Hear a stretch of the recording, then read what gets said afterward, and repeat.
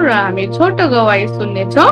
र आज चाहिँ छोटो गवाई परमेश्वरको जीवित गवाई लिएर आउनु हुँदैछ हाम्रो दिदी परशुवा देवकोटा चितवनबाट।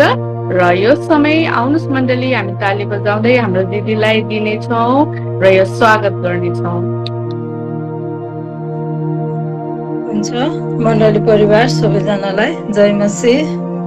विशेष गरी हाम्रो परमेश्वरलाई धन्यवाद भएको होस् र हाम्रो आदरणीय दाजु डेभिड दाजुलाई धेरै धन्यवाद दिन चाहन्छु।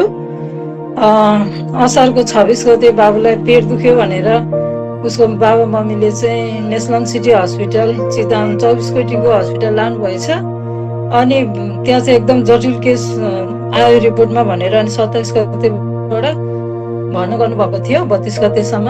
अनि म चाहिँ जाँदै बाहिर बसेर प्रार्थना गर्थेँ, भित्र भेट्न दिँदैन थियो। अनि साउनको 1 गते चाहिँ अलि कम भएको जस्तो भयो बाबुलाई, अब खर्चले धान्न गाह्रो भयो भनेपछि हामीले चाहिँ भरतपुर हस्पिटल सरकारी हस्पिटल रेफर गरिदिनु भन्यौँ। अनि उहाँले गरिदिनु भयो आइसियु बेड र अनि अक्सिजनको व्यवस्था गरी फोन गरेर अनि भरतपुर हस्पिटल लयौँ। अनि त्यहाँ लगेपछि त झन् उहाँहरू एकदम डराए, त्यहाँको डक्टरहरू सबै डराए। त जटिल केस रहेछ, रिपोर्ट हेर्दा हामी त सक्दैनौँ। त्यसपछि मेडिकल सिएमसी लैजानु भन्न थाल्यो।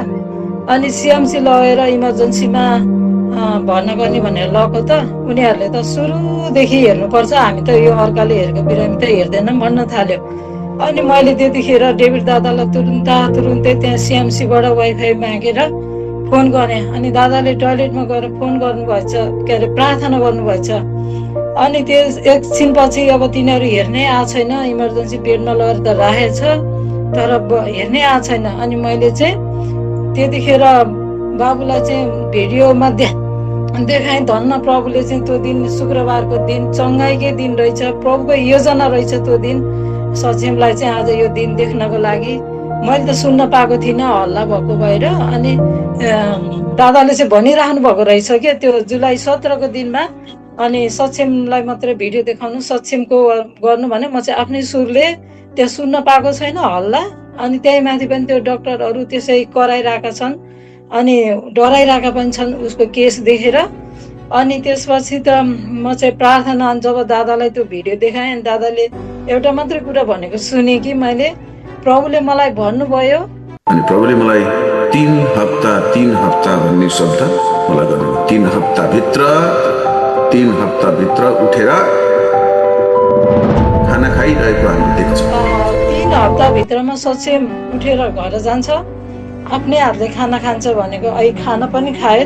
त्यो साउन 1 गते चाहिँ प्रभुको दासद्वारा प्रभु बोल्नु रहेछ र अनि प्रभुको दासले चाहिँ भन्नुभएको थियो कि मलाई प्रभुले भन्नुभयो भनेर उहाँले आफूले पनि भन्नुभएको होइन, मलाई प्रभुले यस्तो भन्नुभएको छ सक्षमको बारेमा भनेर जुन शब्दहरू भन्नुभएको छ त्यो शब्द चाहिँ आज साँच्ची नै साक्षात एकदम चाहिँ साकार भयो होइन। आज 3 हप्ताभित्रमा आज हामीले सक्षमलाई डिस्चार्ज गरेर ल्याइएको छ। अब अहिले सामान्य पेटमा चाहिँ त्यो फोहोर पानीको लागि पाइप लागेको छ। अनि एकछिन बसेको थियो, थाकेर होला, अहिले चाहिँ ऊ सुतेछ होइन। मैले बाबु अहिले बस एकछिन भनेको। अनि उसलाई आज 18 दिनको दिनमा ऊ चाहिँ आज आइसियु र हस्पिटलको बेडबाट आफ्नो घर आउन पाएको छ। परमेश्वरलाई धन्यवाद भएको होस्। अझै पनि मण्डली परिवार प्रार्थना गरिदिनुहोस्। साँच्चै नै प्रभुको दासद्वारा प्रभु बोल्नु भएको रहेछ। आज यति ठुलो गवाई र यति ठुलो आशिष त मैले सोचेको पनि थिइनँ, तर आज परमेश्वरले सक्षमलाई बचाउनु भयो, नयाँ जीवन दिनुभयो। हजुरहरू सम्पूर्ण मण्डली परिवारले त्यो दिनमा पास्टर हाम्रो दादाले भन्दाखेरि कोले विश्वास गर्नुहुन्छ सक्षम उठेर 3 हप्ताभित्रमा घर जान्छ, आफ्नै हातले भात खाएको देख्न पाइन्छ भन्दा मण्डली परिवार सबैजनाले हात उठाउनु भएको थियो। विश्वास गर्नुहुन्छ? कतिजना विश्वास गर्नुहुन्छ? कतिजना विश्वास गर्नु? ल मण्डली हात उठाउनुहोस्, म हेर्न पर्यो यहाँनिर विश्वास कति छ। यहाँ कतिजनाको विश्वासहरू कस्तो छ हेरौँ त। सबैले विश्वास गर्नुहुन्छ? सबैले विश्वास गर्नुहुन्छ?